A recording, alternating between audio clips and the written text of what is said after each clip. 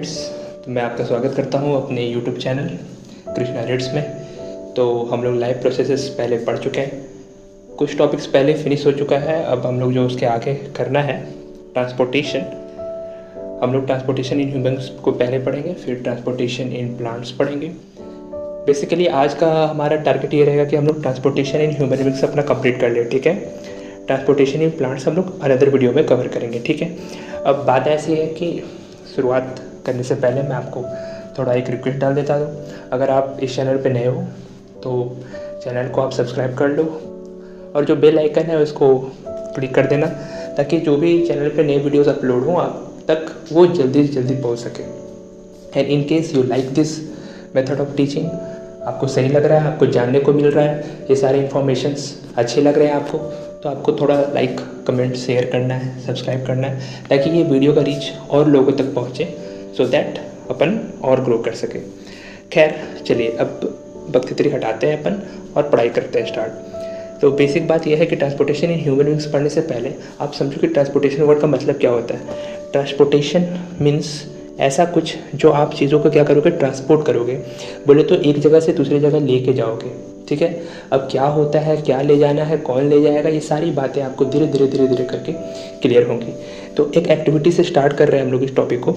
Activity 5.7 फटाफट पढ़ते हैं ये एक्टिविटी और समझने की कोशिश करते हैं कि हम लोग को बोलने की कोशिश क्या किया जा रहा है एनसीईआरटी द्वारा और हम लोग को क्या समझना है इस एक्टिविटी से। तो आप टेंशन मत लो, जब तक मैं हूँ तब तक आपकी लाइफ में कम नहीं होगा, ठीक है। तो बात ऐसी है कि आपको एक हेल्थ सेंटर विजिट करना है जो आपके आसपास में हो, लोकेलिटी में हो, और आपको वहाँ पता करना है कि लोकल आपको अपना हीमोग्लोबिन कंटेंट तय करना है। हीमोग्लोबिन क्या होता है मैं आपको डिटेल में सिखाऊंगा। फिलहाल के आप इतना सुनो, haem word HAEM, haem word जो होता है वो आयरन के लिए आता है। और आपको पता होगा दोस्तों कि आयरन एक एलिमेंट है और आयरन हमारे बॉडी में एज ए मिनरल के फॉर्म में एग्जिस्ट करता है, उसके लिए हीम वर्ड आता है। साथ में जो ग्लोबिन वर्ड लगा वो प्रोटीन है, तो पूरा वो हो गया हीमोग्लोबिन।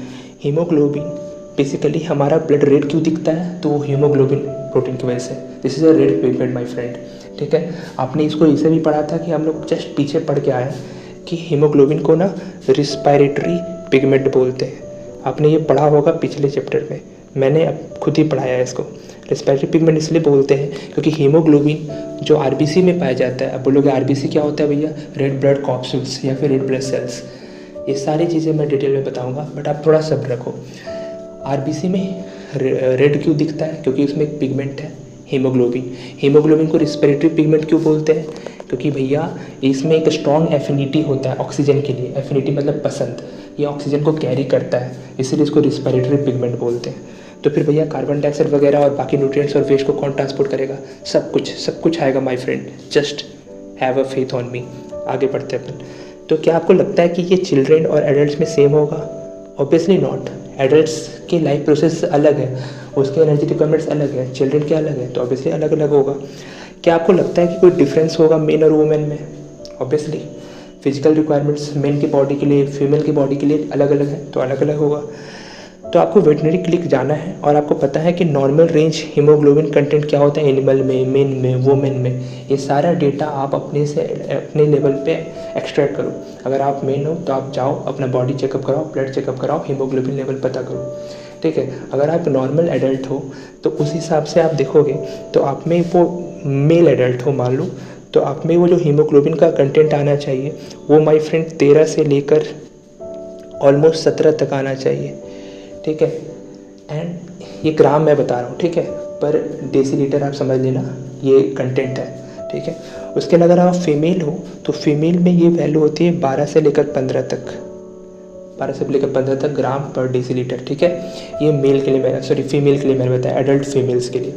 बट अगर आप चिल्ड्रन हो तो चिल्ड्रन में ये वैल्यू 11 से 16 हो जाती है, और जो न्यू बॉर्न होते हैं उसमें तो 24 तक ये वैल्यू चली जाती है। अब सोचोगे ऐसा क्यों, क्योंकि न्यू बॉर्न में वो जो कंटेंट है, वो जो आरबीसी और हीमोग्लोबिन का कंटेंट होना चाहिए। हीमोग्लोबिन बेसिकली क्या है, उसका ऑक्सीजन का रिक्वायरमेंट। न्यू बॉर्न बेबी में ऑक्सीजन का रिक्वायरमेंट सेल मल्टीपल टाइम क्या हो रहा है, वो बार बार टूट रहा है, ग्रोथ हो रहा है, उस समय रिक्वायरमेंट ज़्यादा है। और जिस समय रिक्वायरमेंट ज़्यादा होगा उसमें हीमोग्लोबिन भी क्या होगा, ज़्यादा होगा। सिंपल है, ठीक है। इसलिए इन्फेंट में, न्यू बॉर्न में हम लोग के मुकाबले ज़्यादा होगा, क्योंकि उसको मल्टीपल ग्रोथ्स की रिक्वायरमेंट है, ठीक है। ठीक है। हम लोग का ग्रोथ ऑलमोस्ट बहुत जगह हम लोग का बॉडी में रुक गया है, तो हम लोग को उतना हीमोग्लोबिन का कंटेंट का जरूरत है नहीं, but they need that content. Okay, याद रहेगा आपको, यही था इसमें। अब आगे बढ़े अपन, ठीक है। तो आपने ये देखा कि हम लोग प्रीवियस सेक्शन में पढ़ चुके हैं कि जो ब्लड है ना, ब्लड ही मेन ट्रांसपोर्टेशन सिस्टम का काम करता है। ब्लड क्या क्या ट्रांसपोर्ट करता है माय फ्रेंड? फूड। आप बोलोगे फूड क्या है भैया? फूड इज़ द फ्यूल जिससे आप एनर्जी एक्सट्रैक्ट करते हो। अच्छा, एनर्जी एक्सट्रैक्ट करने का प्रोसेस का नाम तो आपको पता ही था, और पूरा प्रोसेस हम लोग पढ़ चुके हैं, उसको बोलते हैं रिस्पायरेशन। तो फूड फ्यूल की तरह काम करता है, जिससे कंबशन होगा और अपन एनर्जी निकालेंगे। उसके अलावा अगर फूड को जलाना है, फ्यूल को, तो आपको ऑक्सीजन का रिक्वायरमेंट है, और ऑक्सीजन का फ्लो के लिए भी आपको कौन ले जाएगा? ब्लड ले जाएगा। ब्लड में बेसिकली आरबीसी होता है, आरबीसी में बेसिकली हीमोग्लोबिन होता है, और हीमोग्लोबिन ऑक्सीजन का लाना और ले जाना करता है, ठीक है। उसके अलावा जितने भी वेस्ट मटेरियल होते हैं वो सारे भी आपके क्या होंगे? इसी ब्लड के माध्यम से आना जाना करेंगे। तो ये आपको समझ में आ गया कि ट्रांसपोर्टेशन व्हीकल का काम ब्लड करता है। अच्छा, ब्लड में भी मेन ट्रांसपोर्टेशन व्हीकल का काम प्लाज्मा करता है, जिसके बारे में हम लोग आगे पढ़ेंगे। क्लास 9 में आप पढ़ चुके हो कि ब्लड को अपन एक फ्लूइड कनेक्टिव टिश्यू बोलते हैं। नाम से समझ लो माय फ्रेंड, फ्लूइड वर्ड जो है FLUID, फ्लूइड वर्ड जो है वो एक नाउन है, और वो एक वर्ब से आया है flow. What do mean by flow? Flow मतलब बहना।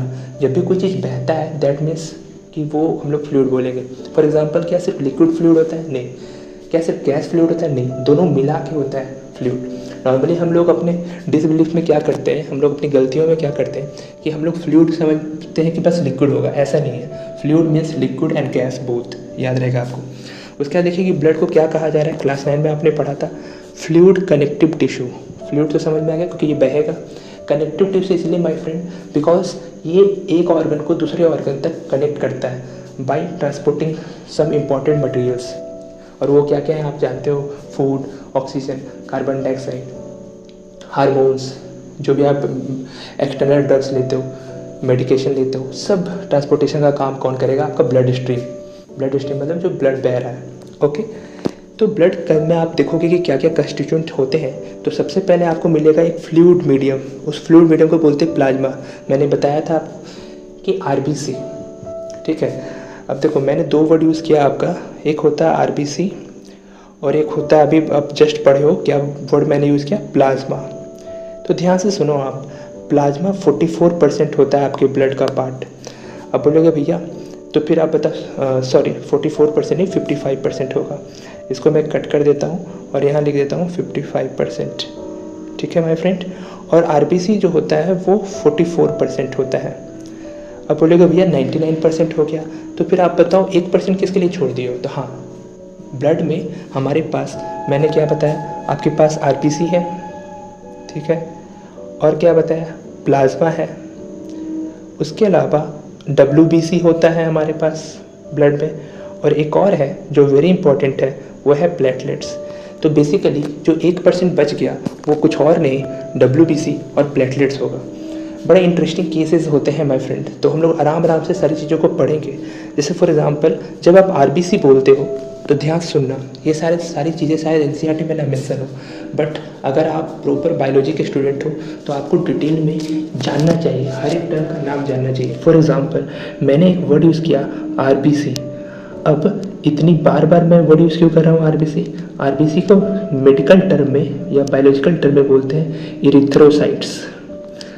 इरिथ्रोसाइट्स माय फ्रेंड, जब भी कोई साइट वर्ड आए तो उसको सेल बोलते हैं, और इरिथ्रो वो रेड ब्लड सेल्स के लिए रिप्रेजेंटेशन है, तो इरिथ्रोसाइट्स। अब बोलोगे अच्छा भैया जब इतना बता रहे हो तो मेरे को बताओ तो कि फिर WBC को क्या बोलेंगे? तो भैया WBC को बोलते हैं साइंटिफिक टर्म में लीकोसाइट्स, ठीक है, लीकोसाइट्स। सेम चीज़ होगा, साइट्स मतलब सेल होता है, लीको मीन्स होता है कलरलेस। तो वाइट ब्लड सेल्स में नाम तो पता चल रहा है कि वाइट है, बट वो वाइट नहीं होता माय फ्रेंड, कलरलेस होता है। अच्छा बताओ रेड ब्लड सेल्स का क्या कलर होगा? तो रेड ब्लड सेल्स का कलर होता है, नाम में ही पता है, रेड। अच्छा, रेड क्यों होता है? Because of the red pigment जो ब्लड में होता है, आरबीसी में होता है, उसका नाम है हीमोग्लोबिन। हीमोग्लोबिन को संधि विच्छेद करो माय फ्रेंड, हीमो और ग्लोबिन। हीमो मीन्स आयरन और ग्लोबिन मीन्स प्रोटीन, ठीक है। तो आरबीसी WBC अपन सीख चुके हैं। तो बोले थे भैया आप तो एक और नाम बताए थे, क्या बताए थे? बताओ बताओ बताओ बताओ। यस, सही बोल रहे हो, आप बोल रहे हो प्लेटलेट्स। भैया प्लेटलेट्स को अपन बोलते हैं थ्रोम्बोसाइट्स। अब बोलेंगे ये सब नाम ऐसे कैसे? तो मैं बताता हूँ आपको। थ्रोम्बोसाइट्स का नाम ऐसा क्यों पड़ा, प्लेटलेट्स का नाम ऐसा क्यों पड़ा, WBC का नाम WBC क्यों पड़ा, रेड ब्लड सेल्स को रेड ब्लड सेल्स क्यों बोलते हैं। कुछ कुछ चीज़ें तो आप समझने लगे हो, और कुछ कुछ चीज़ें जो बच गई हैं वो भी पूरा टॉपिक बचा हुआ है माय फ्रेंड, पूरा वीडियो बचा हुआ है। तो क्या सारी चीज़ें अभी ही जान लोगे? Just wait for the right time and the right moment, you will get to know कि कौन सा चीज़ को क्यों ऐसा बोला जाता है, और तब असली मज़ा आता है पढ़ने में। This is the interesting case my friend. तो वेट करो आप थोड़ा सा, ठीक है। तो अपन कहाँ तक पढ़ चुके थे कि प्लाज्मा जो मेन कंटेंट है वही मेन अपना ट्रांसपोर्टेशन व्हीकल है। प्लाज्मा फूड को कंटेन करेगा, सब ट्रांसपोर्ट करेगा, कार्बन डाइऑक्साइड को करेगा और नाइट्रोजनस वेस्ट को करेगा। ध्यान से सुनो, इसमें क्या इसमें ऑक्सीजन है? ऑक्सीजन नहीं है, क्योंकि ऑक्सीजन का ट्रांसपोर्टेशन का काम मैंने आपको पहले ही बताया था कि वो करता है हीमोग्लोबिन। अब बोलोगे भैया हीमोग्लोबिन कौन था, हम भूल गए। तो बताओ, हीमोग्लोबिन वही है माय फ्रेंड जो आरबीसी में पाया जाता है, जो आरबीसी को रेड कलर देता है। हीमोग्लोबिन वही है जिसको अपन रिस्पिरेटरी पिगमेंट बोलते हैं, ठीक है। अब बोलोगे एक नया वर्ड आया, उसको हमको समझाओ। वो नया वर्ड है नाइट्रोजनस वेस्ट। बेसिकली जब भी आप यूरिनेट करते हो तो यूरिया निकलता है। यूरिया तो इज नथिंग बट नाइट्रोजनस का कंपाउंड, इसलिए उसको नाइट्रोजनस वेस्ट बोलते हैं। वो वेस्ट फॉर्म में निकलता है, ठीक है। तो जितने भी प्रोटीन वगैरह करोगे तो टूट के अमीनो एसिड में फाइनली कन्वर्ट हो जाएगा। हम लोग पढ़ चुके डाइजेस्टिव सिस्टम में, ठीक है। तो वो सब कन्वर्ट होके एक नाइट्रोजनस वेस्ट बनाएगा, उसको हम लोग एक्सक्रीट कर देते हैं। कौन हेल्प करेगा? प्लाज्मा हेल्प करेगा, ठीक है। ऑक्सीजन को जो कैरी करने वाला का काम कौन करेगा? Red blood corpuscles, RBC, red blood cells या फिर रेड ब्लड कॉर्पसूल्स, और उसमें भी कौन? हीमोग्लोबिन।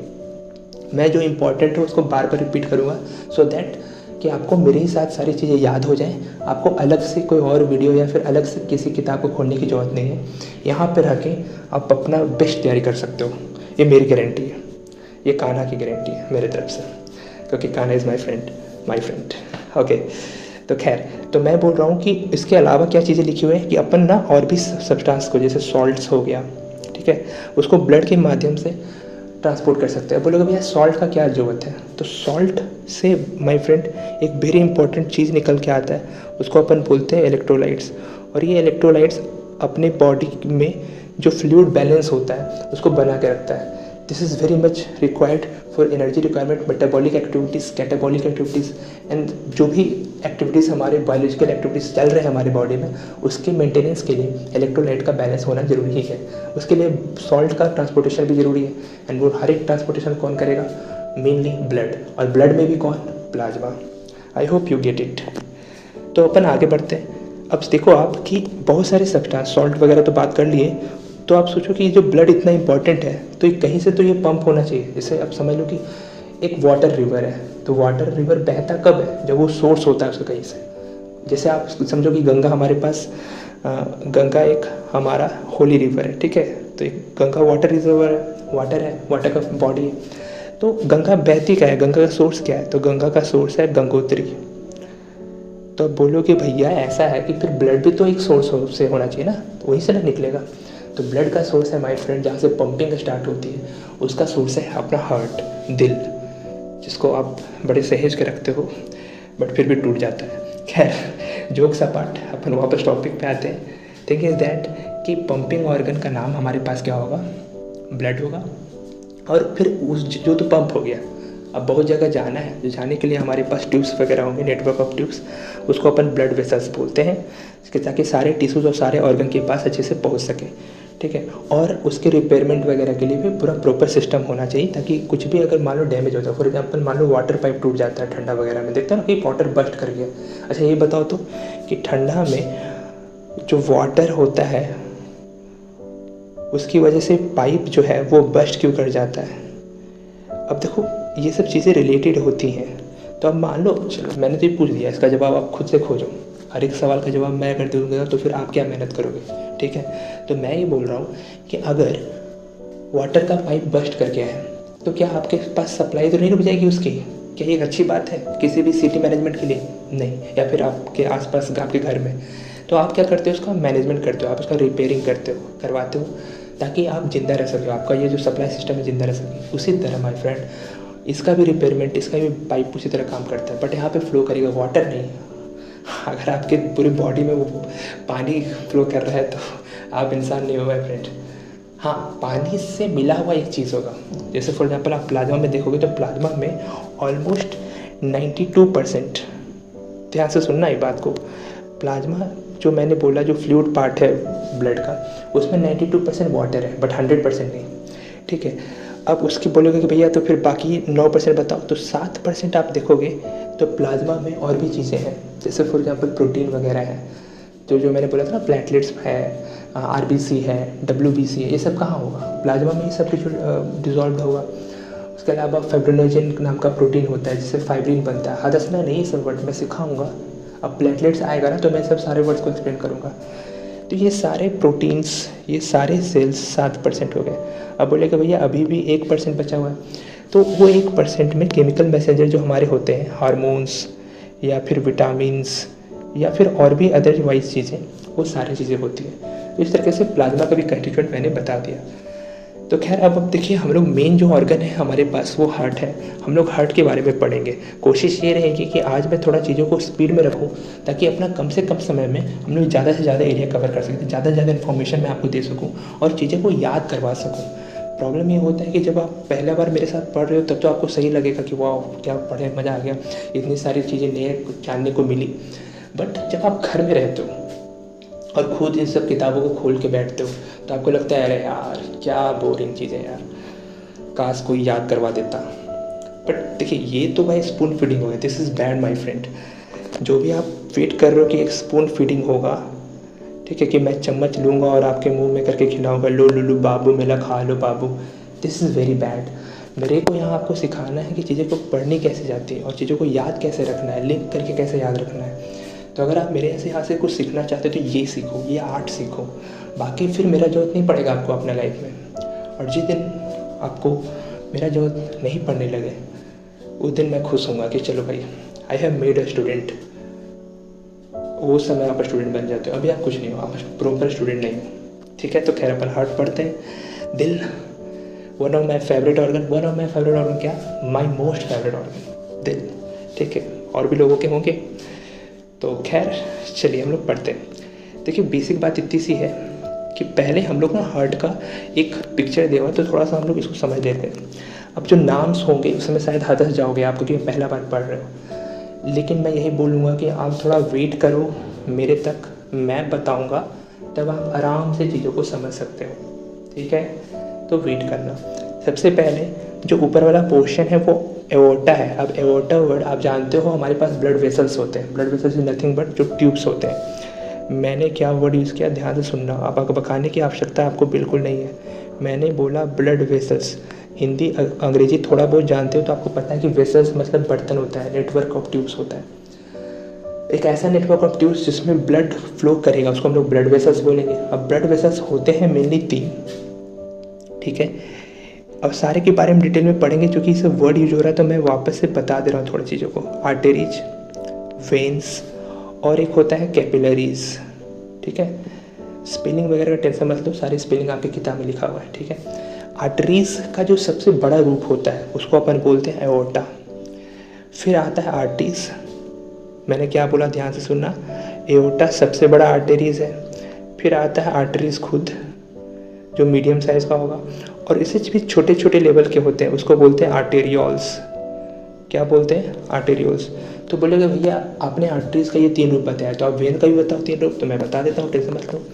वेना कावा, देखो इसमें जो वेना कावा है फ्रॉम लोअर बॉडी, यहाँ पे लिखा हुआ है लोअर बॉडी। इस लोअर बॉडी से जो वेना कावा आता है उसको अपन बोलते हैं इन्फीरियर वेना कावा। जो प्रॉपर मेडिकल टर्म है, बायोलॉजिकल टर्म है, वो मैं आपको बता रहा हूँ। जो वेना कावा है वो वेन्स का सबसे बड़ा रूप है, सबसे बड़ा रूप। अब बोलोगे भैया एक और वेना कावा लिखा हुआ है जो कि अपर बॉडी को कैटर करता है। जो अपर बॉडी को कैटर करता है, मतलब हार्ट से जो ऊपर वाला पोर्शन है, उसको अपन बोलते हैं सुपीरियर वेना कावा, ठीक है। चीज़ों को आप जब डिटेल में बायोलॉजिकल टर्म के हिसाब से पढ़ोगे तब आपको बायोलॉजी इंटरेस्टिंग लगेगी। सारे इंग्लिश के वर्ड्स आपको कनेक्ट होते हुए दिखेंगे। किसका नाम क्यों पड़ा, ऐसा क्यों हो रहा है, वैसा क्यों हो रहा है, सारी चीज़ कनेक्ट होता हुआ दिखेगा। जब आप सिंपल रखने की चीज़ों में क्या होता है कि आपको तो लगता है कि चलो हम लोग चीज़ों को सिंपल रखते हैं, बट वो कनेक्ट नहीं बन पाता है। तो थोड़ा सा एक्स्ट्रा एफर्ट मारो, थोड़ा सा बायोलॉजिकल टर्म जानो, और आपको चीज़ें आसान करने की जिम्मेदारी मेरी है। मैं आपके लिए चीज़ें आसान करूँगा। तो मैंने ये बोला कि जो अपर बॉडी से ब्लड, ऑक्सीजन पुअर ब्लड समझ लो, कार्बन डाइऑक्साइड रिच ब्लड बोल लो, सेम ही बात होता है। उसको आप लाते हो, उसको बोलते हैं सुपीरियर वेना कावा। और क्या बोला था मैंने फ्रेंड्स कि वेना कावा वेन्स का सबसे बड़ा रूप है। वेना कावा होगा, फिर क्या होगा बोलो? वेना कावा के बाद आएगा मीडियम रूप होता है वेन्स। अब वेन्स का सबसे छोटा रूप को बोलते हैं वेन्यूल्स। अब आपने बोला था कि चलिए आर्टरीज तो बता दिया, वेन्स भी बता दिया, ये बीच में कैपिलरीज क्या चिड़िया, किस चिड़िया का नाम है? तो मैं बताता हूँ। कैपिलरीज वो आप जगते की तरह समझ लो जंक्शन है जहाँ पे ट्रेन आती है और जाती है। बेसिकली ऑक्सीजन और CO2 का जो आदान प्रदान होगा, बेसिकली आर्टरीज और वेन्स को मिलने की जरूरत है। और मिलेगी कहाँ? कैपिलरीज के पास।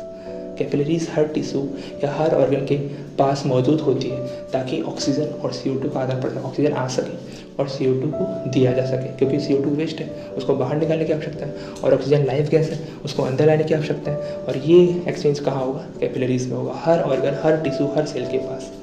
समझ में आ गया आपको? आई होप समझ में आ गया। जब मैंने आपको ये सारी चीज़ें बता दी, वेना कावा बता दिया, आर्टा बता दिया, तो मैं आपको कुछ और चीज़ें बता दूँ।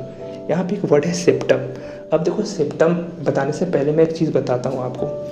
आप इसको ऐसे समझो कि हमारा जो हार्ट है ना, हमारा जो हार्ट है वो ऐसा नहीं है कि एक पूरा एक रूम, प्रॉपर रूम है, उसमें ना एक घर समझ लो, इसको एक बिल्डिंग समझ लो। उस बिल्डिंग में 4 रूम है, ठीक है, एक घर ही समझ लो, ठीक है। अभी जो 4 रूम है, बेसिकली इसको 4 चैम्बर्ड बोलते हैं। तो हम लोग का जो हार्ट है वो 4 चैम्बर्ड हार्ट है। रेप्टाइल्स वगैरह का देखोगे तो वो 3 चैम्बर्ड हार्ट है। फिशेस वगैरह के देखोगे तो वो 2 चैम्बर्ड हार्ट है। अब इसमें फ़र्क क्या होगा, क्या डिफरेंस क्रिएट हो जाता है, वो सब भी सीखेंगे। बट चूँकि अभी चैम्बर्ड हार्ट का बात उठा तो मैं आपको नहीं, आपको बता दिया मैंने, ठीक है। तो मैं क्या बता रहा हूँ? मैं बता रहा हूँ कि अपन 4 चैम्बर्ड हार्ट में जो सबसे ऊपर वाला पोर्शन होता है, ये 2 पोर्शन, इसको बोलते हैं आर्ट्रियम। आर्ट्रिया बोल सकते हो प्लुरल में, ATRIUM सिंगुलर और ATRIA प्लुरल। नीचे वाला पोर्शन को वेंट्रिकल्स बोलते हैं। सारा नाम लिखा हुआ, सारे स्पेलिंग लिखा हो तो टेंशन मत लेना। VENTRICLES। इनकेस आप सुन रहे हो सिर्फ तो मैंने स्पेलिंग भी बता दिया। तो देखो इधर साइड वाला, चूँकि मैं हाथ इधर रख रहा हूँ, तो जब आप इसको ऐसे उल्टा करके फिट करोगे तो वो कंफर्ट हो जाएगा, टेंशन मत लेना। इस वाले पोर्शन को अपन, ऊपर वाले पोर्शन को क्या बोलते थे? आर्ट्रियम ना भाई, इसको बोलेंगे राइट आर्ट्रियम।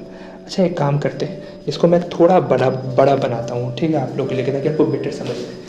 तो थोड़ा सा मेरे को समय दो ताकि मैं आपको अच्छे से चीज़ों को समझा पाऊँ, ठीक है। देखिए ये मैंने चीज़ों को बड़ा बनाया और ये मैंने इसको 4 भाग में डिवाइड कर दिया। अब देखिए ये हो गया राइट आर्ट्रियम, ये हो जाएगा आपका लेफ्ट आर्ट्रियम, कोई दिक्कत तो नहीं होगा आपको। और नीचे वाला को वेंट्रिकल बोलते थे, इसको हो जाएगा लेफ्ट वेंट्रिकल और इसको बोलेंगे अपन राइट वेंट्रिकल। इस बीच में आप देखो कि ये आर्ट्रियम और वेंट्रिकल को डिवाइड करने वाला एक वॉल होगा, उस वॉल को अपन बोलते हैं सेप्टम। उस वॉल को अपन क्या बोलते हैं? Septum, dividing wall. क्या आपको बात समझ में आया? आई होप समझ में आ गया है, ठीक है। अब बोलोगे भैया ये सब सारा वर्ड तो सिखा दी, लेकिन आप अभी भी 2 वर्ड छोड़ रहे हो। तो सुनिए भाई फ्रेंड, ये मेरा प्रॉमिस है कि कुछ भी नहीं छूटेगा, आपको एक्स्ट्रा ही मिलेगा, छूटेगा कुछ भी नहीं। तो आपने जो बोला कि 2 वर्ड छूट रहा है वो है पल्मोनरी आर्टरीज और पल्मोनरी वेन्स। तो मैंने आपको बताया कि लीवर के लिए एक वर्ड आता है। अब बोलोगे यार हार्ट पढ़ाते पढ़ाते लीवर कहाँ चले गए? लीवर के लिए एक वर्ड आता है हेपेटो वर्ड। जैसे फॉर आपने सुना होगा हेपेटोलॉजी। हेपेटोलॉजी मतलब लीवर का स्टडी। आपने एक डिजीज़ का नाम सुना है हेपेटाइटिस। हेपेटाइटिस में बेसिकली आपका लीवर इन्फेक्ट होता है। तो जब भी हेपेटो वर्ड आए मतलब लीवर। क्या क्या बताते हैं भैया आप? हर्ट पे आओ ना, हर्ट पे। नहीं आऊँगा मैं हर्ट पे, ये मेरा नेचर है कि मैं हर्ट पे आऊँगा ही नहीं। हर्ट के अलावा सब जगह जाऊँगा बट हर्ट पे आऊँगा ही नहीं। खैर आऊँगा। लंग्स के लिए एक वर्ड आता है पल्मोनरी। लंग्स के लिए जब भी आप पढ़ रहे हो बायोलॉजिकल टर्म में तो क्या वर्ड आएगा my friend? Pulmonary. Pulmonary word lungs के लिए आता है। तो पल्मोनरी आर्टरीज वो और पल्मोनरी वेन्स वो ब्लड वेसल्स होंगे जो हार्ट को लंग्स से कनेक्ट करेंगे। आई hope you get it. Pulmonary diseases हो जाते हैं, मतलब लंग्स के रिस्पेक्टिव में डिजीज हो जाते हैं। आई होप यू गेट इट। अब बोलोगे जब इतना बता ही रहे हो महाराज, तो जब इतना खर्चा कर ही रहे हो तो थोड़ा हमको हार्ट के बारे में बता दो। तो मैं बताता हूँ। हार्ट के लिए जो अपना वर्ड आता है उसको बोलते हैं कार्डियो। क्या बोलते हैं? कार्डियो। अब बोलोगे भैया कार्डियो बोलते हैं तो थोड़ा हमको वर्ड यूज़ करो, हम बताते हैं। अगर आप हार्ट के सर्जन बनना चाहते हो, हार्ट के डॉक्टर बनना चाहते हैं, तो पता है आप क्या बनना चाहते हो? आप बनना चाहते हो कार्डियोलॉजिस्ट। बेसिकली ऐसा डॉक्टर, ऐसे स्टूडेंट जो हार्ट का स्टडी करता है, हार्ट या हार्ट के स्ट्रक्चर को स्टडी करता है। अच्छा, बायोलॉजी में जब आप इतना सीख ही रहे हो तो स्ट्रक्चर ऑफ एनी ऑर्गन को एनाटॉमी बोलते हैं, एनाटॉमी। ठीक है, ये सब छोटी मोटी बातें हैं बट आगे चल के आपको काम आएगी ये सारी बातें। मान लीजिए आप लोग में से किसी को नीट वगैरह देना है, ये सब डिटेल में आप आगे जाके पढ़ोगे। जब पढ़ोगे ही महाराज तो थोड़ा थोड़ा अभी ही लेते चलो, अच्छा रहेगा ना। बाकी मैं वहाँ तो रहूँगा ही ना, वहाँ पे भी आपका चीज़ आसान करूँगा, कोई टेंशन लेना नहीं है लाइफ में। तो मैंने आपको ये बोला कि जो ये हर्ट होता है, सारी चीज़ें मैंने बता दी। अब देखिए, ये जो हर्ट होता है ये एक वॉल में कंटेंट होता है। उस वॉल के 3 लेयर होते हैं। तीनों लेयर का नाम आपको जानने की आवश्यकता नहीं है, मैं बस बोल देता हूँ। एक वो लेयर को, अंदर वाला को एंडोकार्डियम बोलते हैं, बीच वाला को मायोकार्डियम बोलते हैं और लास्ट वाला को एपिकार्डियम बोलते हैं, EPI, एपिकार्डियम। उसी एपिकार्डियम का लास्ट वाला पार्ट को अपन बोलते हैं पेरिकार्डियम। देखो, जब नाम वगैरह सुनोगे, इतने सारे नाम से मैंने कंफ्यूज कर दिया आपको। अब बोलेगा भाई कि यार कितना बुरा मास्टर है, इतना सारा हदस गया। तो my friend, I can not do anything about that. अगर आप हदस गए, मैं ये बोलूँगा कि हदसना इज़ नॉट द ऑप्शन। चीज़ों को सीखना स्टार्ट करो। पेरी वर्ड मतलब होता है पेरीमीटर, जो बाउंड्री बनाता है। कार्डियम मतलब होता है कि हार्ट का मसल। एक हार्ट का ऐसा वॉल जो उसको सराउंड करेगा, उसको बोलते हैं पेरिकार्डियम। तो कोई बड़ा बुजुर्ग पूछे कि हार्ट किस मसल से सराउंडेड रहता है, तो आप बोलोगे pericardium. I hope you get it. And फिर अपन आगे पढ़ेंगे, ठीक है, जब वर्ड आएगा। चलिए हम लोग पढ़ना स्टार्ट करते हैं। तो बेसिक बात इतनी सी है माय फ्रेंड कि जो हार्ट है वो एक मस्कुलर ऑर्गन है। बेसिकली वो मसल और टिश्यू से बना है। अच्छा, यहाँ पे जो टिश्यू होगा, कौन सा टिश्यू? कार्डियक टिश्यू बोलेंगे। हर एक वर्ड कार्डिया से स्टार्ट होगा। जैसे कार्डियक अरेस्ट सुनते होगे आप, या तो हार्ट सुनते हो। हार्ट मतलब normal day to day life में आप हार्ट बोलोगे, लेकिन मेडिकल टर्म में उसको कार्डियक बोला जाता है। Cardiologist, cardiac arrest, cardiac failure, ऐसा something like that. I hope you get it. तो जो आप अपना मुट्ठी बंद करो फिलहाल के लिए, और उस हिसाब से जितना भी आपका साइज़ आता है मुट्ठी का, उसी हिसाब से आपका हार्ट होगा। अब बोलोगे भैया हार्ट सिचुएटेड कहाँ होता है? आपका एनसीईआरटी में वो मेंशन नहीं किया, तो मैंने आपको पहले ही बता दिया कि हमारे पास 2 लंग्स हैं। एक राइट लंग्स, हमारे पास लंग्स 2 मतलब पेयर में एग्जिस्ट करते हैं, एक राइट और एक लेफ्ट। जो लेफ्ट वाला है वो थोड़ा सा स्मॉलर है, क्यों? क्योंकि वो लेफ्ट साइड में थोड़ा हार्ट आ जाता है, कार्डियक नॉच बोलते हैं। उसको जगह देने के लिए अपना लेफ्ट वाला पार्ट थोड़ा स्मॉलर होता है, ठीक है। लंग्स में 3 लोब्स है, इसमें 3 थे, इसमें 2 ही थे। क्यों भैया? क्योंकि एक जगह पे तो हार्ट आ गया। खैर, अब देखिए आपको क्या करना है, आपको ऑक्सीजन भी ट्रांसपोर्ट करना है और कार्बन डाइऑक्साइड भी ट्रांसपोर्ट करना है ब्लड के माध्यम से। इसीलिए आपके हार्ट में प्रॉपर चेम्बर बनाया गया है ताकि oxygen rich blood carbon dioxide rich blood से मिक्स ना हो, ठीक है। क्योंकि अगर मिक्सिंग हो गई प्रॉपर अमाउंट में तो फिर मतलब गंद मच जाएगा। जो भी प्रोसेस ऑक्सीजन करता था, जो भी प्रोसेस कार्बन डाइऑक्साइड वेस्ट की तरफ बाहर निकलता था, वो पॉसिबल हो ही नहीं पाएगा। लाइफ प्रोसेसेस खतरे में आ जाएंगे। इसीलिए वो आपस में मिक्स ना हो, उसके लिए प्रॉपर हमारे पास व्यवस्था है। 4 चैम्बर्ड हार्ट है, ठीक है।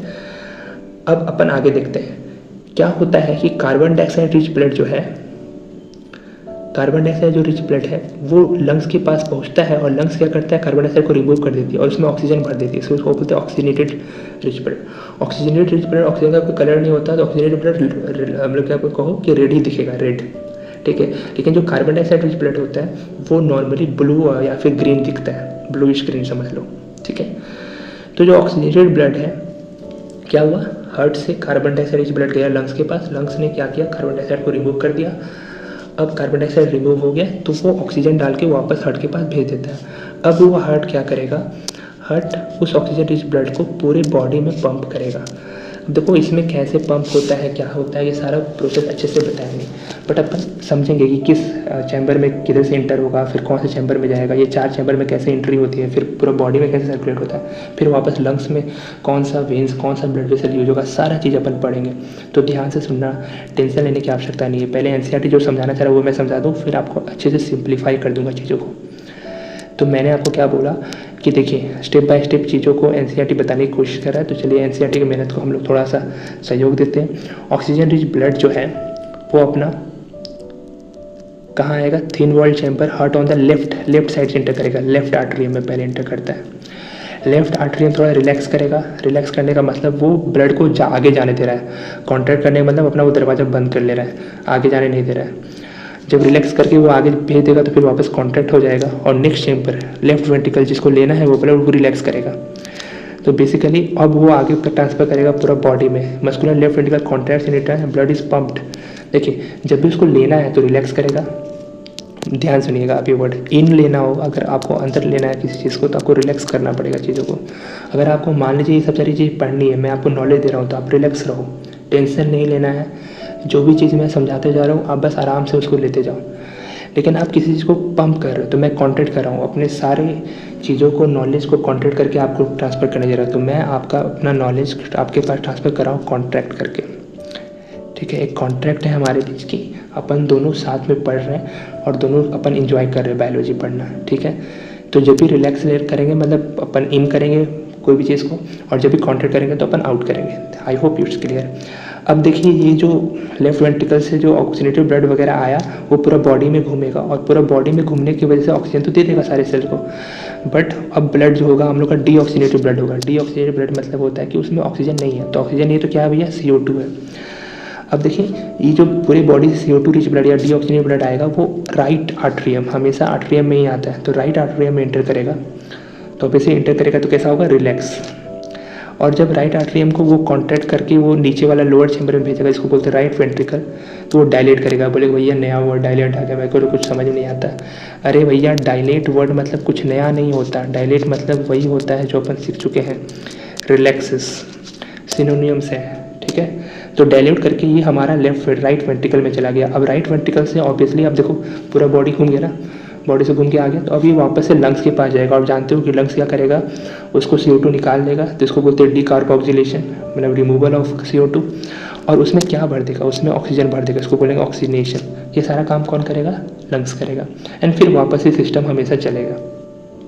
अब देखो गौर करो कि चूँकि अब मैंने ये पढ़ा कि वेंट्रिकल्स जो है, वेंट्रिकल्स को पंप करना होता है ये ब्लड वेरियस ऑर्गन में, तो इसलिए आप देखो कि वेंट्रिकल में मस्कुलर वॉल्स जो आप समझ लो कि ज़्यादा तगड़े होंगे, ठीक है। लेकिन आर्ट्रिया में वो मस्कुलर वॉल्स यहाँ पे थोड़ा सा ही हमको लगता है कुछ गड़बड़ लिख रहा है।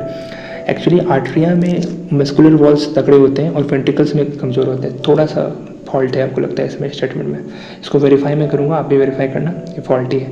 क्योंकि देखो आर्ट्रियम में क्या होता है, ब्लड प्रेशर हार्ट डायरेक्ट करती है, तो उसमें जो ब्लड प्रेशर होता है, आप बोलोगे ब्लड प्रेशर क्या होता है, जो ब्लड वेसल्स पे प्रेशर एग्जिस्ट करती है उसको अपन बोलते हैं ब्लड प्रेशर।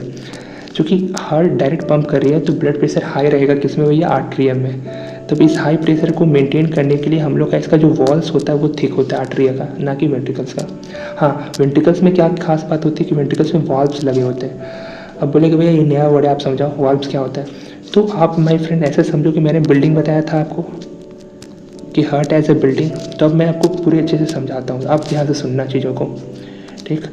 कि जो हार्ट होती है ना, जो हार्ट है वो ऐसे तो बड़ा छोटा सा ऑर्गन दिख रहा है आपको, लेकिन उसमें बड़ी मल्टीपल चीज़ें होती है। पहले तो मैंने आपको बताया कि हार्ट वॉल से बना है, 3 लेयर्ड वॉल है, बताया था मैंने आपको, फिर से नाम लेके मैं हंसाऊंगा नहीं आपको, बस एक नाम याद रखना, पेरिकार्डियम। वो वॉल है, वो लेयर है जो हार्ट को सराउंड करती है, पेरिकार्डियम, PERICARDIUM। उसके बाद आप देखोगे तो चैम्बर है, तो हम लोग कितने चैम्बर है, कितने रूम है हमारे, कितने स्पेस है, 4 चैम्बर हार्ट है, ठीक। उसके बाद आप देखोगे वॉल्व्स है। उसके बाद एक और है इलेक्ट्रिकल सिस्टम है। बेसिकली हमारा जो हार्ट है ना वो किस पे चल रहा है, एक इलेक्ट्रिकल कंडक्शन सिस्टम पे चल रहा है। ऑब्वियसली वो ब्रेन और स्पाइनल कोड वगैरह कंट्रोल कर रही होगी इसको, तो उसको भी हम लोग सीखेंगे। बट फिलहाल मैं आपको वॉल्व्स के बारे में बताता हूँ। तो वॉल्व्स क्या होते हैं, valves are nothing but like doors, ठीक है। अब आप डोर्स को समझो, इस बात को कैसे होता है। तो मैं एक फिगर बनाता हूँ, आई होप यू गेट इट। देखिए मैं लिखने की कोशिश करता हूँ, ये आप समझ लेना कि ये आपका लंग्स हो गया। थोड़ा सा आप सब्र करना, राइटिंग गड़बड़ा सकता है। ये आपका हो गया हार्ट, ठीक है, और ये आपका हो गया बॉडी, ठीक है।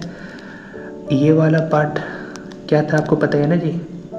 इसको अब मैं इसका इंक छोटा कर दूँ तो ज़्यादा बेटर लिखने में होगा।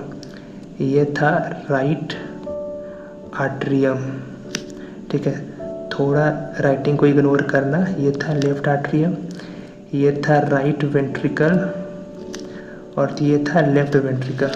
अब ध्यान से सुनना, जब बोर्ड पे चीज़ों को मैं बनाता था तो ज़्यादा बेटर लगता था, थोड़ा खूबसूरत लगता था, बट ठीक है कोई दिक्कत नहीं, अपन इसी से काम चला लेंगे।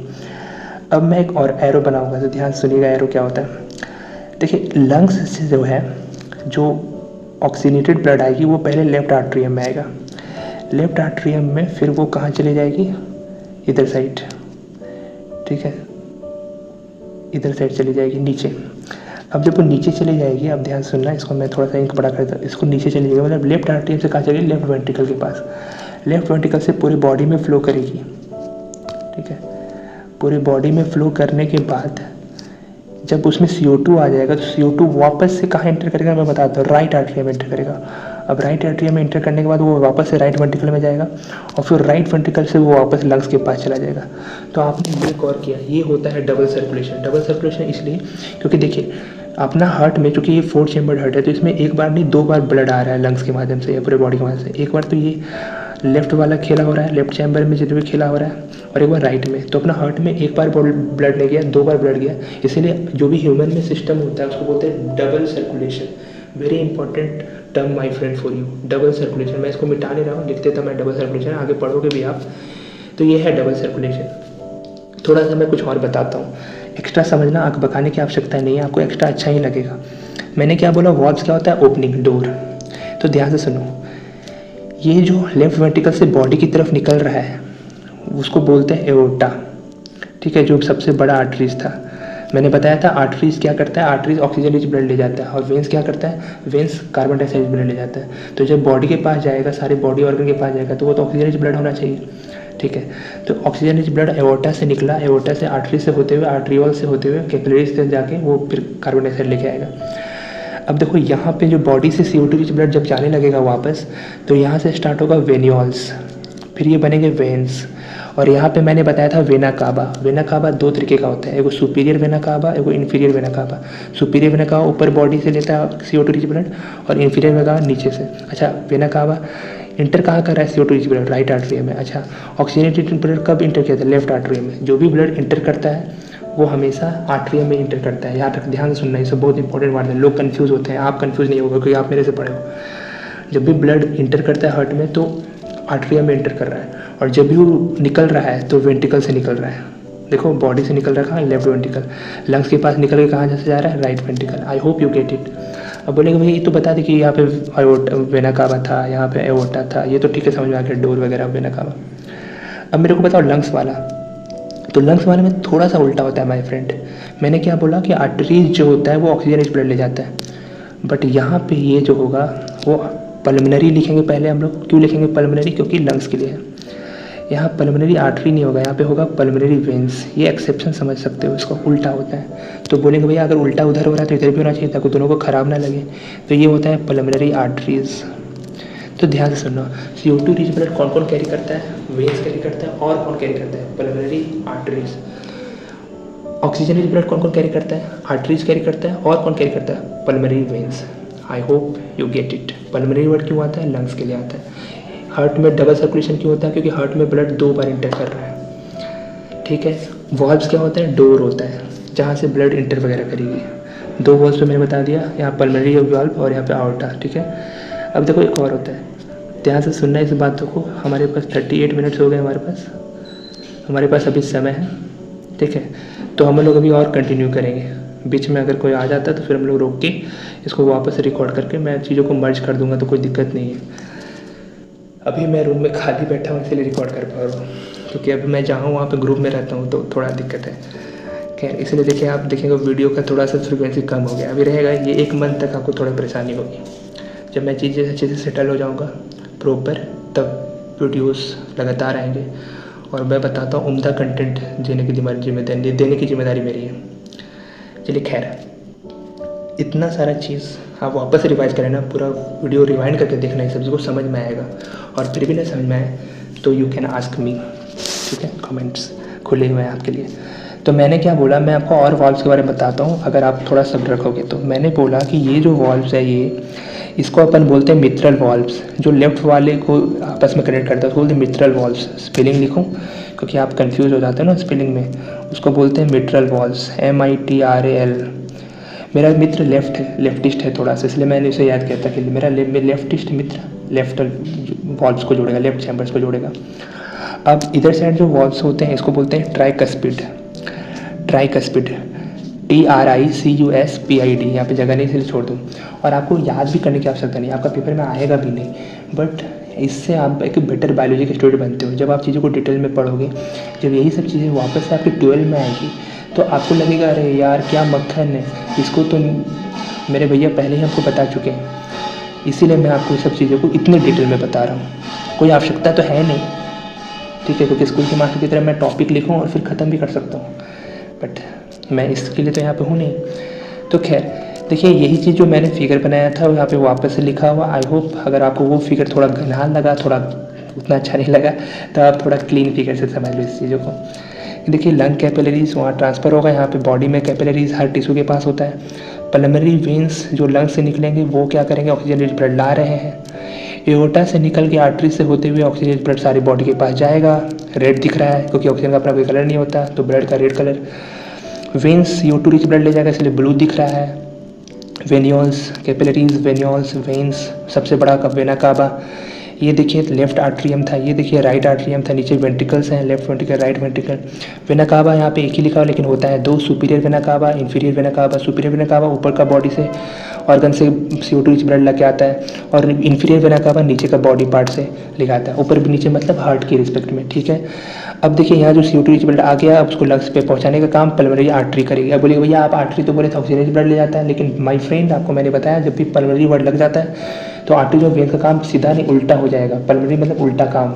आर्टरी ऐसे तो नॉर्मली ऑक्सीजन रिच ब्लड ले जाती है, बट पल्मोनरी लगने की वजह से वो उल्टा काम करेगी। अब वो CO2 रिच ब्लड ले जाएगी। अच्छा, पल्मोनरी मतलब कहाँ ले जाएगी, लंग्स के पास ले जाएगी। बताइए कार्डियो मतलब किसके लिए, हार्ट के लिए। जिम वगैरह आप जानते हो तो आप बोलोगे मैंने आज कार्डियो किया। व्हाट मेरा कार्डियो, कार्डियो करने का मतलब आपने हार्ट से रिलेटेड जिम एक्टिविटीज़ की, कार्डियो हार्ट के हेल्थ के लिए, ठीक है।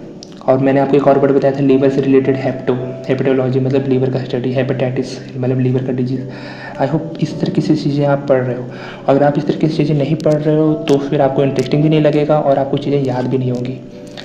तो देखिए यही सब सारी चीज़ें यहाँ पे लिखा हुआ है, तो हम लोग फटाफट बस रीडिंग मार लेते हैं यहाँ पे कि सेपरेशन ऑफ राइट साइड और लेफ्ट साइड बड़ा यूज़फुल होता है ताकि वो ऑक्सीजन और डीऑक्सीजनेबल मिले नहीं। इससे क्या होगा कि सप्लाई ऑफ ऑक्सीजन और कार्बन डाइऑक्साइड का वेस्टेज रिमूवल आसानी से होगा। ये एनिमल में बड़ा यूज़फुल है जिनका एनर्जी नीड्स बहुत ज़्यादा है। जो बर्ड्स और मैमल्स हम लोग जैसे आदमी हो गए, स्तनधारी इसको बोलते हैं, उनमें एनर्जी रिक्वायरमेंट ज़्यादा होता है, तो इसमें प्रॉपर ऑक्सीजन सप्लाई और CO2 का वेस्टेज रिमूवल होना चाहिए। इसलिए 4 चैम्बर हार्ट वेरी यूज़फुल। लेकिन जिसमें एनर्जी रिक्वायरमेंट बिल्कुल इस लेवल की नहीं है तो उसमें बॉडी टेम्परेचर के हिसाब से टेम्परेचर जो इन्वायरमेंट का टेम्परेचर होता है उसके हिसाब से बॉडी टेम्परेचर चेंज होता है। ऐसे एनिमल्स एम्फीबियंस होते हैं या फिर रेप्टाइल्स होते हैं, उनमें 3 चैम्बर हार्ट होता है, जो मैंने आपको पहले भी बताया था। वो एफर्ट कर सकते हैं ताकि उनमें अगर कुछ मिक्सिंग भी हो जाए तो उनको कोई फ़र्क पड़ता नहीं है। फिशेज़ के बारे में मैंने बताया था कि फिशेज़ में सिर्फ 2 ही चैम्बर होते हैं, ठीक है। उनमें जो ऑर्गेनिक रेस्पिरेटरी सिस्टम होता है उसको बोलते हैं गिल्स, ठीक है, जो अपन पहले पढ़ चुके हैं। अब देखिए इससे क्या होगा कि उसमें सिर्फ एक बार पासेस होता है। अब एक बार पास देखिए ध्यान से, मैंने जो पहले बता चुका वही लिखा था, blood goes only once through the heart in the fish. इसके लिए जो सिंगल सर्कुलेशन बोलेंगे। बट अपने हार्ट में देखिए आप देखे होंगे कि जो वर्टिब्रेट्स हैं और मैमल्स हैं, जो बर्ड्स हैं, उसमें हार्ट में ब्लड 2 बार जा रहा है। अब जब ब्लड 2 बार जा रहा है तो उसको हम लोग बोलेंगे कि ह्यूमन वगैरह में, मैमल्स वगैरह में सिंगल सर्कुलेशन नहीं होता, डबल सर्कुलेशन होता है। एंड वेरी इंपॉर्टेंट डेफिनेशन है आपके एग्ज़ाम के लिए। वही खाना की 105% वाली गारंटी कि what is double circulation. Double circulation means ऐसा सर्कुलेशन जिसमें हार्ट में ब्लड एक बार नहीं 2 बार इंटर करें। क्योंकि हमारे पास 4 चैम्बर हार्ट है तो एक बार नहीं 2 बार इंटर करता है। और this is very useful. Why? Because इससे आप चीज़ों को उस लेवल पे खेल सकते हो, ठीक है। बोलते बोलते मेरा थोड़ा मुँह सूख गया है तो मैं पानी पी लेता हूँ। आई होप थोड़ा सा आप 30 सेकेंड और 45 सेकेंड मेरे को दे सकते हो।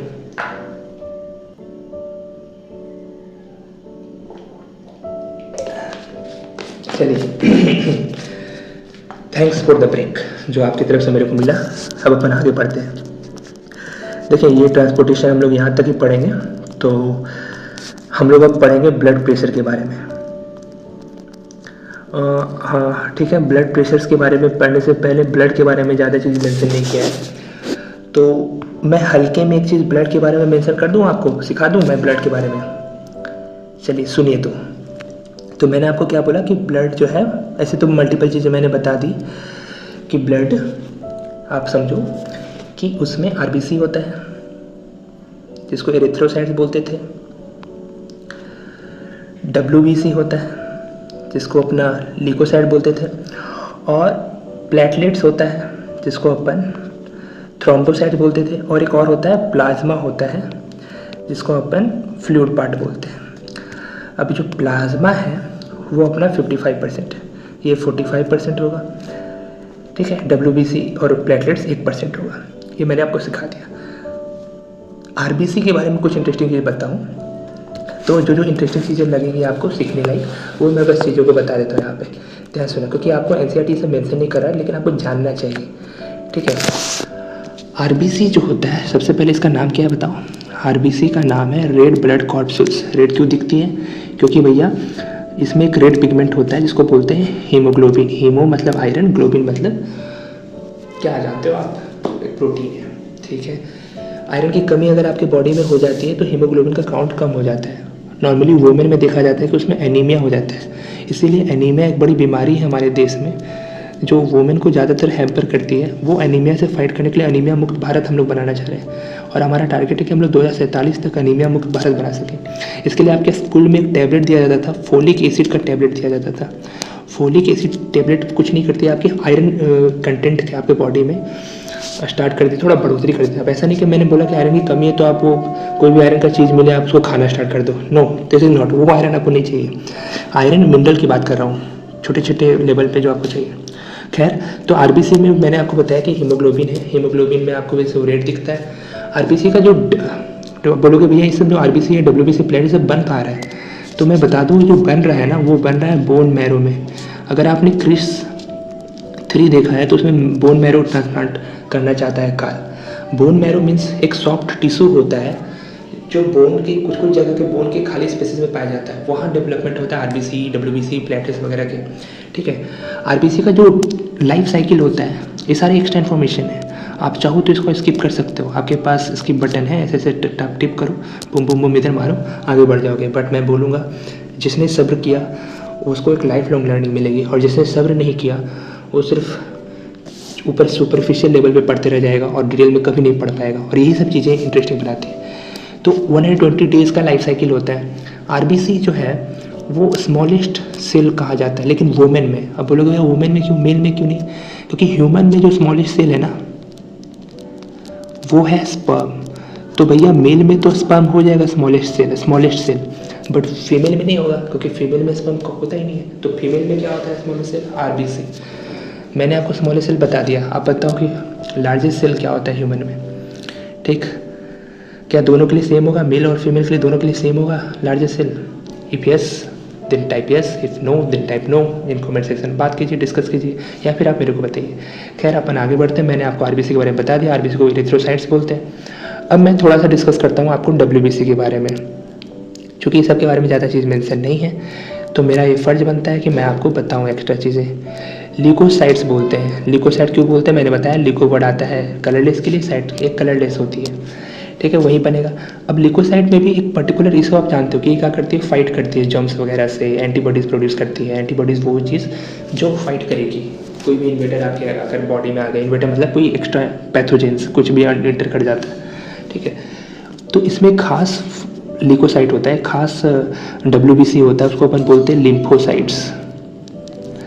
हदसना नहीं, प्लीज़ प्लीज़ हदसना नहीं। लिम्फोसाइट्स बोलते हैं, वो एक खास WBC जो फाइट करने में ज़्यादा तत्पर रहती है। अब बोलोगे कैसा फाइट करने भैया, तो हमारी इम्यूनिटी जो होती है वो 2 तरीके की होती है। एक होती है इनेट इम्यूनिटी, जन्मजात, और एक होती है एडेप्टिव इम्यूनिटी। कभी कभी जब मैं और चीज़ों को बेटर ले जाऊँ, इम्यूनिटी सिस्टम का कभी टॉपिक उठेगा तो मैं उसमें और बेटर बताऊँगा।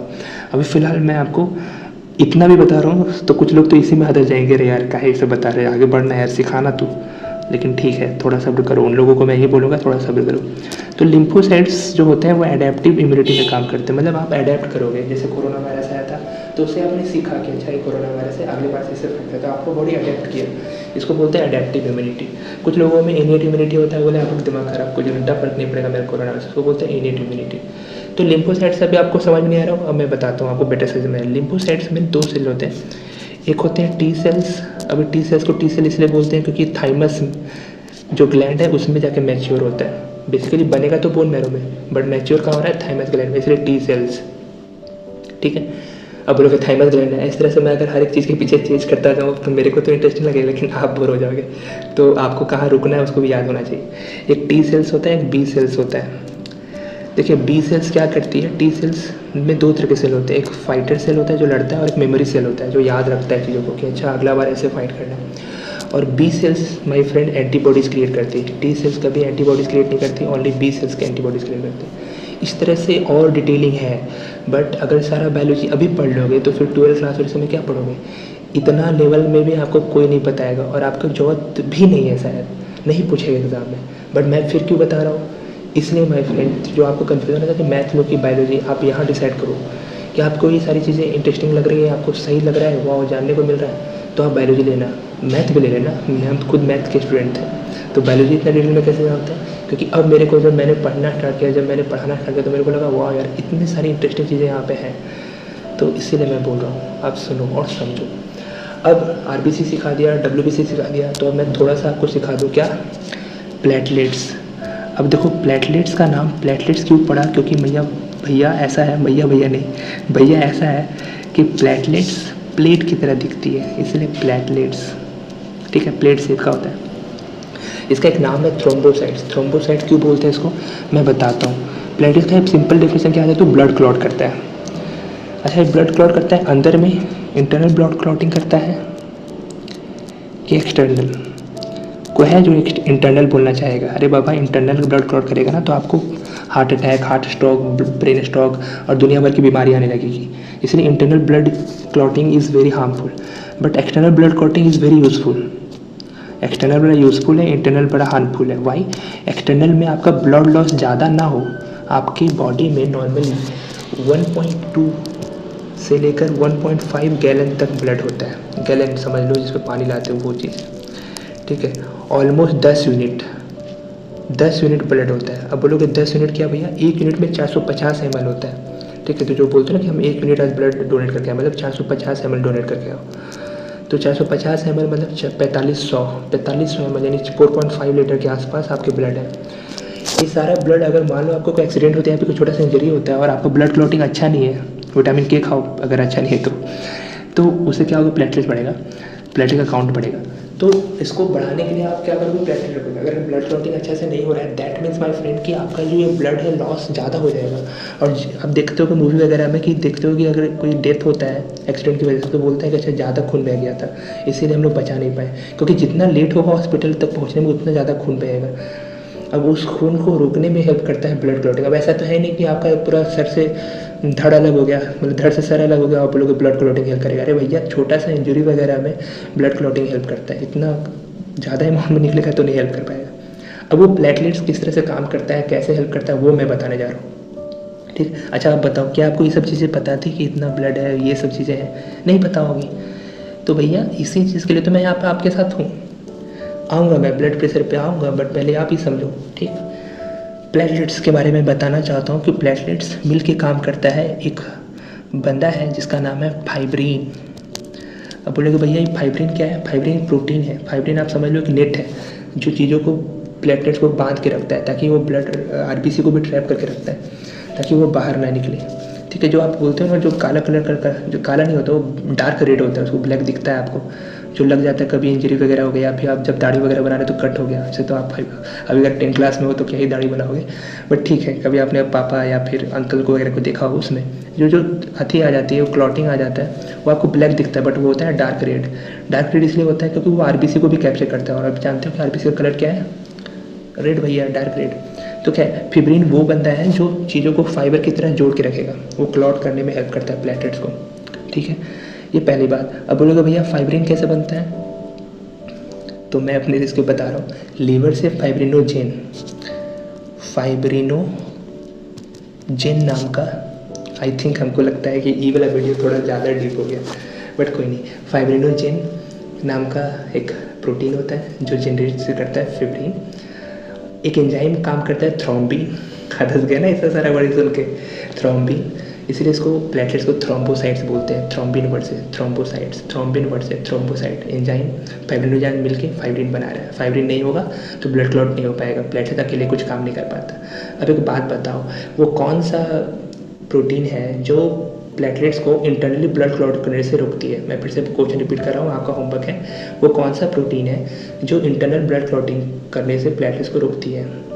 चलिए पता कीजिए, आप खुद ही पता कीजिए। खैर चलिए, अब बोर नहीं करता हूँ, आ जाता हूँ आपके एनसीईआरटी पे कि ब्लड प्रेशर क्या होता है। बेसिकली ब्लड प्रेशर क्या होता है, जिस फोर्स से ब्लड बहता है वो आप आजू बाजू जो वॉल्स हैं वेसल के उस पर एक फोर्स लगाएगी और फोर्स की वजह से प्रेशर बनेगा। प्रेशर को ही, उसी प्रेशर को बोलते हैं ब्लड प्रेशर। बेसिकली ब्लड जो प्रेशर लगाते हैं उसको बोलते हैं ब्लड प्रेशर। अब एक बेसिक बात है कि आर्टरीज में ब्लड प्रेशर ज़्यादा होगा। क्यों होगा आर्टरीज में ब्लड प्रेशर ज़्यादा? क्योंकि हार्ट डायरेक्ट पंप कर रहा है आर्टरीज में। आप कहाँ से ब्लड उठा रहे हो ये भी तो मैटर करता है ना। जब मान लो आप पंप कर रहे हो किसी से, एक सोर्स से निकालो तो सोर्स में तो ज़्यादा निकलेगा ना। लेकिन जब बॉडी वगैरह से उठाओगे, बॉडी ऑर्गन से उठाओगे तो वहाँ पे प्रेशर कम रहेगा। तो बेसिकली वेन्स में प्रेशर कम और आर्टरीज में ज़्यादा। इसलिए आर्टरीज में जो वॉल वगैरह देखोगे वो थोड़ा थिक होगा क्योंकि उसको सहना है थोड़ा ज़्यादा। ठीक है। Pressure of the blood inside the artery, अगर देखो वेंट्रियोल सिस्टोल, सिस्टोल में समझना, आप सिस्टोल जाने तो सिस्टोल आपके लिए मेडिकल टर्म हो जाएगा। उसको कॉन्ट्रैक्शन, जब वो कॉन्ट्रैक्ट करता है तो उसको बोलते हैं सिस्टोलिक प्रेशर। और जब वो रिलैक्स करता है वेंट्रिकल डायस्टोल, डायस्टोल मतलब बोलते हैं ना डायलेट्स रिलैक्स करेगा। तो ध्यान से सिस्टोलिक प्रेशर 120 mmHg है। बेसिकली mm/Hg मतलब वो प्रेशर का यूनिट होता है, मिलीमीटर/Hg। तो सिस्टोलिक प्रेशर आपका नॉर्मल कितना होता है? 120। और डायस्टोलिक प्रेशर जब रिलैक्स करता है तो कितना होता है? 80 mm। अब बोलोगे भैया ये सिस्टोलिक क्यों बढ़ा है? तो मैं बोलूँगा जब आप चीज़ों को कॉन्ट्रैक्ट करोगे, दबाओगे तो प्रेशर ही बढ़ जाएगा, और जब चीज़ों को रिलैक्स करोगे तो ऐसा रहेगा कि प्रेशर घट जाएगा। इसलिए नॉर्मल ब्लड प्रेशर जो हाई वाला लिमिट है वो 120 है और अगर जो लो वाला लिमिट है वो 80 है। अब मान लो कि अगर आपका हाई वाला लिमिट अधिक हो जाता है, दैट मीन्स कि आप हाई ब्लड प्रेशर के शिकार हो, मतलब हाई ब्लड प्रेशर के बीमार हो। अब अगर हाई ब्लड प्रेशर के बीमार हो तो ध्यान से सुनना इस बात को। हाई ब्लड प्रेशर मतलब होता है, मेडिकल टर्म में बोलते हैं इसको हाइपरटेंशन। एक वर्ड आएगा हाइपर, हाइपर मतलब होता है हमेशा ऊपर। मान लीजिए आप दुनिया भर का टेंशन लेके घूमते रहते हो तो आपको हाइपर टेंशन होगा। हाइपर टेंशन मतलब आपको ब्लड प्रेशर हाई हो जाएगा। अब ऐसा नहीं कि अच्छा अगर लो ब्लड प्रेशर होगा तो क्या बोलेंगे भैया? लो प्रेशर बोल को हाइपोटेंशन बोलते हैं। हाइपर मतलब होता था ज़्यादा और हाइपो मतलब होता है कम। यानी आपको टेंशन बिल्कुल नहीं, बिल्कुल कम ही दे दे। टेंशन मतलब टेंशन हो, तो बस मैंने एक वर्ड प्ले किया था। इन शॉर्ट कि आपका ब्लड प्रेशर 80 से नीचे चला गया, होता है बहुत सारे लोगों में। नॉर्मली आप सुनते हो हाइपरटेंशन के बारे में, लो ब्लड प्रेशर का भी बीमारी होता है, आप ध्यान रखना, सुने होंगे आप कहीं ना कहीं। तो मैंने आपको बता दी कि ब्लड प्रेशर में दो वैल्यूज़ क्या क्या होते हैं। वो 120 mmHg वो सिस्टोलिक प्रेशर है, कॉन्ट्रैक्शन के दौरान आर्टरीज का नापते हैं, और डायस्टोलिक प्रेशर रिलैक्सेशन के दौरान है। आई होप यू गेट इट। देखिए यही बातें यहाँ पे देखिए। अरे बाबा समय तो बहुत भयानक हो चुका है। हाँ भैया, हमको लगा कि मेरा रिकॉर्डिंग रुक गया था। अब रिकॉर्डिंग रुक जाता तो मेरा दिल का धड़कन रुक जाता, इतना मेहनत मेरा बर्बाद हो जाता। चलिए खैर, अपन जल्दी जल्दी फिनिश करने की कोशिश करते हैं। तो ये मैंने आपको सिखा दिया। अच्छा, ये जो सिस्टम होता है, ये जो ब्लड प्रेशर नामने का ये जो डिवाइस, इसको बोलते हैं स्पिग्मोमैनोमीटर। अब बोलो भैया स्पिग्मोमैनोमीटर क्या नाम बोल रहे हो, मैं तो आधा जाऊँगा ना। तो ध्यान सुनो, वो कोई बड़ी बड़ी बात नहीं। ये है स्पिग्मोमैनोमीटर, ब्लड प्रेशर मेजर करने की डिवाइस है। हाइपरटेंशन, जब ब्लड प्रेशर ज़्यादा हो जाए, ठीक है, उसमें आर्टरीज में कंस्ट्रिक्शंस आ जाएंगे। उससे क्या होगा कि ब्लड प्रेशर क्या होगा कि फूट सकता है, रप्चर कर सकता है, इंटरनल ब्लीडिंग होगा, उसके बाद आपका डेथ भी हो सकता है। So this is not good my friend. Blood pressure को ना पता है क्या बोलते हैं? साइलेंट किलर बोलते हैं, क्योंकि जितने भी हार्ट डिजीज़ होते हैं उसके स्टार्ट हमेशा हाई ब्लड प्रेशर से होता है। तो अपने भैया अपने आप को टेंशन मत लो, आराम से रहो, ज़्यादा पढ़ाई का टेंशन मत लो, ज़्यादा टेंशन लेने की जरूरत नहीं है, क्योंकि भैया आपके साथ कृष्णा जी हैं, कान्हा जी हैं, तो रिलैक्स करो। चलिए ठीक है, अब हम लोग ब्लड प्रेशर के बारे में पढ़ते हैं। जब अधिकतर बात तो हम लोग पढ़ ही चुके हैं, बस एक फटाफट रिवीजन मार लेते हैं कि भैया आर्टरीज और वेंस होते हैं दो तरह के ब्लड। आर्टरीज जो है वो ब्लड हार्ट से दूर ले जाएगा, ठीक है। जैसे देखो ऊपर पल्मोनरी आर्टरीज क्या कर रहा है, वो लंग्स के पास ले जा रहा है, और इधर नीचे आर्टरीज क्या कर रहा है, वो हार्ट से बॉडी के पास ले जा रहा है। इसलिए बोल रहा है कि आर्टरीज वो वेसल्स होते हैं जो ब्लड को हमेशा दूर ले जाते हैं हार्ट से। जो ब्लड इमर्ज करता है हार्ट से वो बहुत हाई प्रेशर में करेगा। इसलिए देखिए आर्टरीज के पास जो वॉल होते हैं वो थिक होते हैं और इलास्टिक वॉल्स होते हैं। ऐसे आर्टरीज के पास दो वॉल होते हैं, एक वॉल होता है इलास्टिक और एक होता है मस्कुलर। तो भैया जो हार्ट से निकलेगा ना वो आर्टरीज के पास इलास्टिक बॉल ज़्यादा होना चाहिए, उसके पास इलास्टिसिटी ज़्यादा होगी। लेकिन जो बॉडी से आर्टरीज वहाँ पे बॉडी के पास पहुँचता है आर्टरीज, वहाँ पे मस्कुलर होता है, उसके पास ज़्यादा इलास्टिसिटी नहीं होती। मतलब जो हार्ट से कॉन्टैक्ट में है आर्टरीज वो इलास्टिसिटी ज़्यादा रखेगा और मस्कुलर वाला कम रखेगा। अब बोलोगे क्यों भैया, इसमें थिकनेस भी ज़्यादा होगा आर्टरीज में वेंस के मुकाबले। क्यों भैया, क्योंकि ब्लड प्रेशर ज़्यादा होता है। क्यों ब्लड प्रेशर यहाँ ज़्यादा होगा, क्योंकि हार्ट से ज़्यादा स्पीड में निकल रहा है। अब देखो एक हार्ट जो बीट करती है, जितना बार हार्ट बीट करेगी मतलब उतना बार वो पंप कर रहा है हार्ट। तो कितने टाइम हार्ट बीट करती है आपको पता है, ये 72 पर मिनट बीट करती है और ये चलता रहता है 24 आवर्स में। अच्छा बताओ, अगर मान लो आपका हार्ट बीट बढ़ गया तो क्या आपका ब्लड प्रेशर भी बढ़ जाएगा, और हार्ट बीट घट गया तो क्या आपका ब्लड प्रेशर भी घट जाएगा? यस सर नो, इसका जवाब दो आप कमेंट सेक्शन में, मैं बताऊँगा सारी चीज़ों को, बट थोड़ा तो कुछ भी पता करो ना। तो अपन आर्टरीज के बारे में पढ़ चुके हैं, अब वेंस के बारे में पढ़ते हैं। तो वेंस क्या करती है, सारे डिफरेंट ऑर्गन से वेन क्या करती है, ब्लड को कलेक्ट करती है और फिर वापस से हार्ट के पास ला देती है, ठीक है। और उनको थिक वॉल का जरूरत नहीं है वहाँ पे, इसलिए मैंने बोला कि वो थोड़ा गलत लिखा हुआ। उनको थिक वॉल का जरूरत नहीं है क्योंकि यहाँ पे प्रेशर उतना ज़्यादा मेंटेन नहीं है। हाँ लेकिन यहाँ पे वॉल्व्स होता है, इसको जो आपकी अगर आपका पैर से हार्ट के पास है तो against the gravity blood flow कर रहा है। आप बोलोगे भैया ऐसे कैसे, तो वो प्रेशर की वजह से ऊपर चल जा रहा है। कैसे, हम देखते हो कि पाइप से अगर आप एयर को सक कर लोगे तो वो थोड़ा हाइट से भी ऊपर पानी गिरने लगेगा। कभी आपने अपने पापा के मोटरसाइकिल से पेट्रोल निकाला है इस यूसी का यूज़ करके, आगे से ग्रेविटी भी वाटर फ्लो करता है। पेड़ पौधा में कैसे रूट से ऊपर चल जाता है, सक्शन प्रेशर बोलते हैं, और भी बर्नौली काम करेगा, ठीक है, कैपिलरी एक्शन बोलते हैं। ये सारी चीज़ें पढ़ोगे आप, टेंशन मत लो, हाथ हंसना है तो कर सकता है। लेकिन उसके लिए क्या होना कि वॉल्व से मेंटेन होते हैं। वॉल्व्स मतलब वो डोर जो उसको नीचे जाने से रोकेंगे, उसका फ्लो हमेशा ओवर डायरेक्शन में होगा, ऊपर की ओर मतलब हार्ट की ओर, क्योंकि वेंस हार्ट की तरफ ले जाता है और आर्टरीज क्या करता है, हार्ट से दूर ले जाता है। वेंस मैंने बताया ना, दो तरह के वेंस, एक पल्मोनरी वेंस और एक नॉर्मल वेंस। जब आप देखोगे तो ऑन रीचिंग और टिश्यू आर्टरी डिवाइड हो जाता है छोटा छोटा छोटा छोटा, और छोटा रूप को हम लोग बताए थे, यहाँ पर शायद ये वर्ड नहीं लिखेगा बट हम आपको बता देते हैं। उसको बोलते हैं छोटा छोटा रूप को, आर्टरीज का छोटा रूप को आर्टेरियोल्स और वेन का छोटा रूप को वेन्यूल्स, VENULES।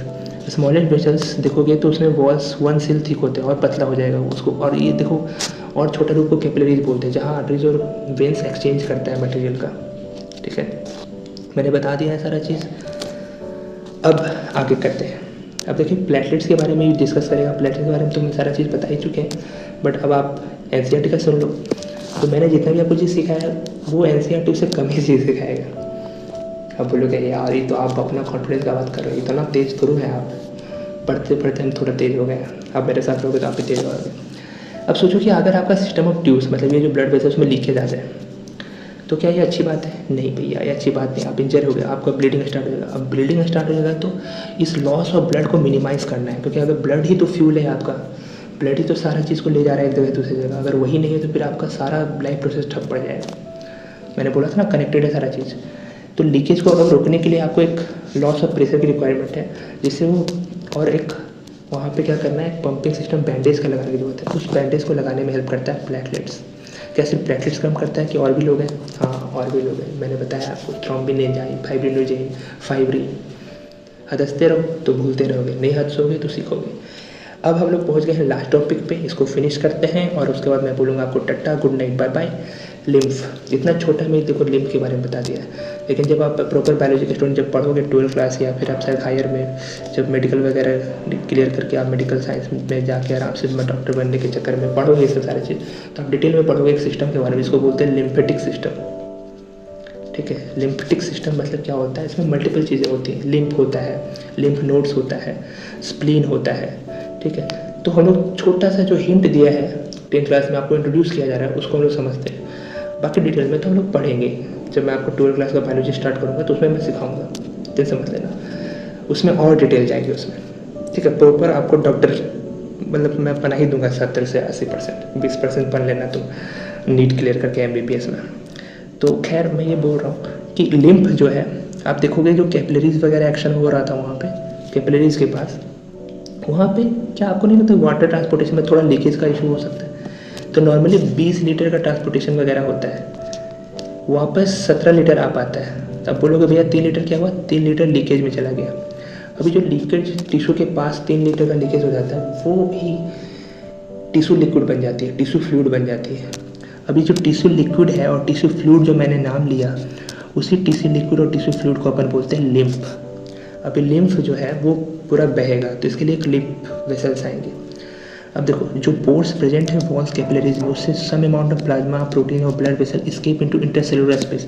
इंटर मैंने बताया था आपस में, सेल के आपस में जो स्पेस होता है और टिश्यूज वगैरह में, वहाँ चला जाता है कुछ प्लाज्मा बह के, उसमें प्रोटीन और ब्लड वेसल्स भी। उससे बनता है टिश्यू फ्लूइड जिसको लिम्फ बोलते हैं। मैंने सिखा दिया 20 लीटर 17 लीटर, बचा कितना 3 लीटर, वो मैंने बताया। ये प्लाज्मा और ब्लड की तरह ही है, ठीक है, बट इसका कलर कलरलेस होता है क्योंकि उतना आरबीसी है नहीं जिसकी वजह से लाल हो सके, और इसमें प्रोटीन भी कम होगा क्योंकि लीकेज से आ रहा है भैया।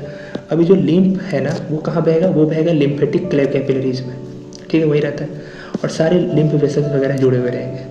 ये जो लिम्फेटिक सिस्टम है वो बेसिकली हम लोग का इम्यून सिस्टम में काम करता है।